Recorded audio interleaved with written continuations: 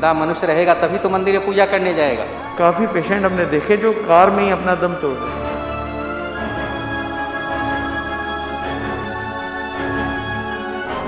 आज सुबह से ही मैंने 10-15 लोगों को तो डेड बॉडीज देख ही ली हैं। 5 मिनट होते हैं अभी कोई डेड बॉडी आ जाती है, कभी कोई आ जाती है, उधर से कोई पेशेंट अंदर आ रहा होता है, इधर से डेड बॉडी बाहर जा रही होती है। नमस्कार, आप देख रहे हैं NBC हिंदी। मैं हूं आपके साथ शामली कात्यान और इस वक्त देश की राजधानी दिल्ली ऑक्सीजन की किल्लत से जूझ रही है। इस वक्त मैं मौजूद हूं सर गंगाराम अस्पताल में, जहां पिछले 24 घंटे में 25 मरीजों की मौत हो चुकी है। ऑक्सीजन की किल्लत से लोग दर बदर भटक रहे हैं कि कहीं से उन्हें ऑक्सीजन मिल जाए और वो अपनी परिजनों की जान बचा सके।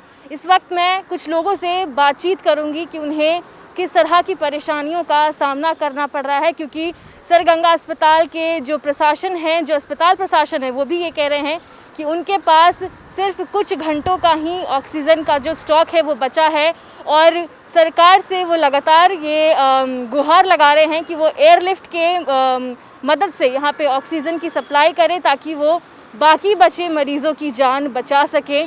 और कुछ लोगों से भी हम बात करेंगे कि उन्हें किस तरह की परेशानियों का यहाँ सामना करना पड़ रहा है। कि कोई फैमिली रिलेटिव यहाँ पे एडमिट है? मेरी मम्मी है, मैं बहुत परेशान हुआ, कहाँ कहाँ नहीं गैस सिलेंडर के लिए भाग रहा हूँ। पूरा दिल्ली 15 हॉस्पिटल में गया, ब्रेन के नीरों का प्रॉब्लम था और जहाँ भी जाते थे तो उनको कोरोना वार्ड में डालना चाहता था, जबकि वो ब्रेन के थे। यानी कोई जनरल भी बीमार है तो उसको उसमें डालते हैं।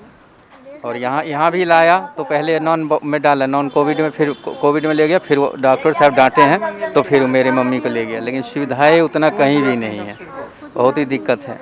मतलब इस तरीके से आदमी मर रहा है। सरकार दावा तो करता है, केजरीवाल हो चाहे बीजेपी केंद्र सरकार में चुनाव कराने में लगे हुए हैं कलकत्ता में, लेकिन उनको 1 साल से पता है कि ये बीमारी दिल्ली के अंदर ही पूरी देश को सता रहा है। इस चीज़ पर ध्यान देना चाहिए। तो मंदिर जरूरी है कि पहले अस्पताल होना चाहिए, आदमी की ज़िंदगी होना चाहिए। अपनी स्वार्थ में कलकत्ता में मान लीजिए चुनाव करा रहे हैं तो कोरोना नहीं है, दिल्ली में कोरोना को ऐसी स्थिति बना रखें, बहन घर में निकलना लोगों को कठिन है। आज हम अपनी मम्मी के लिए माँ बेटे का रिश्ता होता है, जो हम यहाँ कोरोना में यहाँ तड़प रहे हैं, हम लोग बाहर में 24 घंटा टेंशन बना। यही कहना चाहेंगे केजरीवाल सरकार से कि ऑक्सीजन नहीं मिल रहा है, ये अन्याय है। ना उनकी सरकारी में कहीं एडमिट हो रहा है। मैं 10 सरकारी में गया हूँ, अच्छे धाम तक गया हूँ, करे कोई जगह नहीं है, पुलिस वाले भगा देते हैं। दूसरे देश को देख लीजिए कैसे सेटल किया उन लोगों ने। लेकिन ये जो दोनों ये एक दिखावा के लिए जो प्रधानमंत्री है, आज इंग्लैंड के प्राइम मिनिस्टर को किस तरीके से कवर किया उन्होंने, उस पर पूरी फोकस करके रखा है। लेकिन यहाँ के जो प्रधानमंत्री है, ये फोकस सिर्फ इलेक्शन जीतना, बाकी जनता जो है मर रहा है तरफ तरफ के रोड पर, उसकी बॉडी को फेंका जा रहा है, उसको कोई लेना देना नहीं है। ऑक्सीजन कहाँ से मुहैया करा रहे हैं? ऑक्सीजन तो अभी यहीं पर ही मिल रहा है। अस्पताल में इस चीज़ की कमी नहीं है? अस्पताल में अभी फ़िलहाल तो नहीं, लेकिन कल रात को यहाँ पर कह रहे हैं ऑक्सीजन की कमी हो गई थी। कह रहे हैं कुछ पेशेंट 15-20 पेशेंट की डेथ भी हो गई ऑक्सीजन के चलते। 25 मरीजों की डेथ? हाँ, 25 मरीजों की डेथ हुई है कल रात को। आपको किस तरह की परेशानी झेलनी पड़ रही है? हमारे को अब मैं भी यहाँ से लेके जा रहा हूँ क्योंकि मुझे डर लग रहा है कि ऑक्सीजन कल रात को यहाँ पर ख़त्म हुआ है, पेशेंट्स की डेथ हुई है। तो मैं अब ऑक्सीजन का खुद घर पे जाके कहीं से देख रहा हूँ कि कहीं पर सिलेंडर मिल जाए। तो मैं पापा को यहाँ से लेके जा रहा हूँ घर पे ही। अब मैं ट्रीटमेंट करवाऊँगा पापा का, क्योंकि हॉस्पिटल में रखना आपको अभी खतरे से खाली? मुझे सेफ़ नहीं लग रहा है यहाँ पर, क्योंकि पापा खुद भी बोल रहे हैं मेरे को यहाँ से लेके चलो, मुझे यहाँ पर नहीं रहना और मुझे घर पे मैं खुद ठीक हो जाऊँगा, यहाँ पर मुझे मत रखो। मम्मी की तबीयत ज़्यादा ख़राब है, इमरजेंसी में कह रहे हैं बेड ही नहीं है बिल्कुल भी, कहीं और शिफ्ट करने की बोल रहे हैं, डॉक्टरों ने बाहर आके देखा अभी। मम्मी है। ऑक्सीजन की कमी है, हाँ। बेड की कमी है। हाँ, वो कह रहे हैं ले जाइए यहाँ से, हमारा ऑक्सीजन ये सब का कमी है, आप ऑक्सीजन ये ले करके आइए तब कुछ कर सकते हैं। हाँ, लेकिन प्रशासन क्या कह रहा है? हाँ, अस्पताल प्रशासन क्या कह रहा है? वो तो कह रहा है जो हमारे पास बेड नहीं है, हमारे पास कुछ नहीं है, आप अपना कहीं ले जाइए, ऐसे हमारे पास ये नहीं है। मेरे दादाजी हैं, वो यहाँ पे भर्ती हैं। कल शाम को भर्ती कराया गया और कोविड हो गया है उनको भी। और बस इधर वो हार्ट के भी पेशेंट है, तो इसलिए हमें यहाँ लाना पड़ा उन्हें। वैसे उनका ट्रीटमेंट वहीं से चल रहा था। बेड की दिक्कत या ऑक्सीजन में कोई दिक्कत, इस तरह की कोई परेशानी देखने को मिली? बहुत ज़्यादा दिक्कत है ये तो। कल रात को जब हम कल शाम को यहाँ आए तो हमें बेड ही नहीं मिल रहा था। एम्बुलेंस में ही हम 3 घंटे वहीं बैठे रहे, हमारे पेशेंट एम्बुलेंस में ही रहे और कोई बेड की व्यवस्था ही नहीं थी। उन्होंने साफ मुंह पे कह दिया कि हम नहीं अरेंज करा सकते, आप पेशेंट को ले जाओ। और फिर जब बेड मिला 3 घंटे बाद तो उसके बाद उन्होंने कहा कि आप ऑक्सीजन का भी खुद ही इंतज़ाम करिए, हमारे पास ऑक्सीजन भी नहीं है। फिर अभी प्रशासन क्या कह रहा है? प्रशासन अस्पताल प्रशासन क्या कह रहा है? अस्पताल प्रशासन कुछ नहीं कह रहे हैं, वो बस इमरजेंसी में इतने लोग आए जा रहे हैं, मतलब एक आता है दूसरी गाड़ी पीछे पीछे होती है, तो इसलिए प्रशासन कुछ भी नहीं कर पा रहा है। मतलब हैंडल अपनी तरफ से वो पूरी तरीके से कर रहे हैं, पूरी तरीके से कोशिश कर रहे हैं, पर जहाँ पर 250 पेशेंट की व्यवस्था है वहीं पर अगर 10,000 लोग आ जाएंगे तो वो भी कुछ नहीं कर पाएंगे। उस मतलब सरकार के दावे बिल्कुल फेल है। बिल्कुल फेल है सरकार।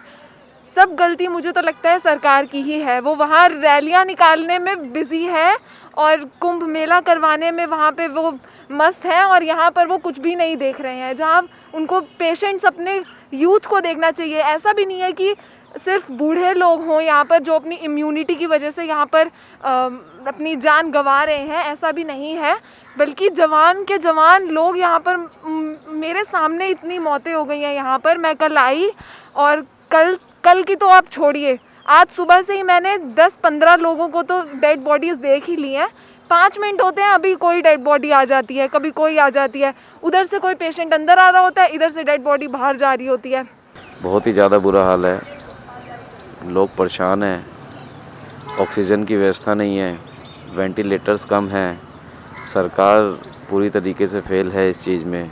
कोविड इतना फैल रहा है, लोग इतने जागरूक भी हैं, लेकिन फिर भी पेशेंट इतने बढ़ रहे हैं। आखिर क्यों बढ़ रहे हैं? कोई ना कोई कारण तो है जो इतने पेशेंट बढ़ रहे हैं।